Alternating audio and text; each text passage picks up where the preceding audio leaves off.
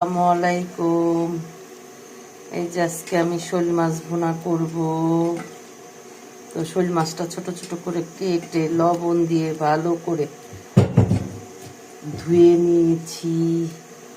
এখন সেটাকে হলুদ মরিচ, তারপরে ধইনা জিরা গুঁড়া, তারপরে সব মশলা দিয়ে এটা পেঁয়াজ কাঁচামরিচ সব একসাথে আমি মিক্সড করে মেখে নিচ্ছি।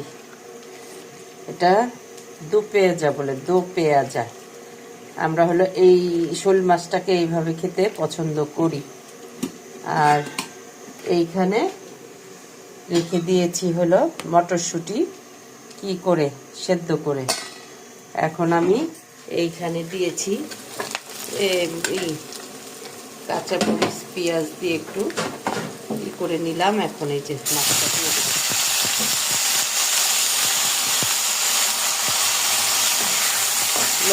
লবণও দিয়েছি, সব একসাথে দিয়ে মিক্স করে এই আমাদের দু পেঁয়াজ করি। বেশি পেঁয়াজ দিতে হয়, অনেক পেঁয়াজ দিতে হয়।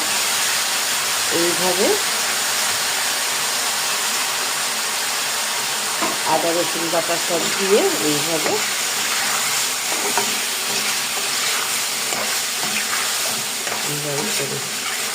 শোল মাছটা আমাদের এইভাবে পছন্দ খাওয়া।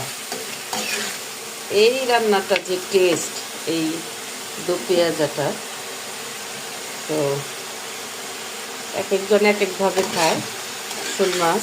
আমরা আবার ওইভাবেও খাই, টমেটো দিয়ে ভুনা করে, কিন্তু এইটা আমাদের কাছে বেশি ভালো লাগে। আর আসলে এটা খুবই টেস্ট। যারা না খাইছে তারা এই খাবারটা বুঝবে না, এই মাছের দো পেঁয়াজাটা।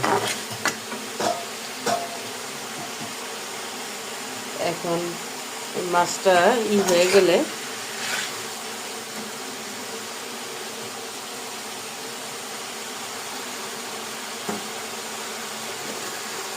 লবণ দেওয়া হয়নি, লবণ দিয়ে দিলাম।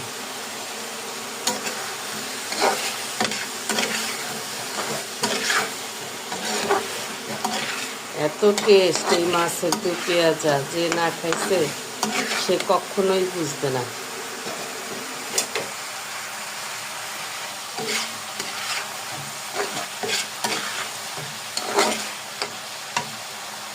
এখানে মটরশুঁটি দিয়ে দিলাম।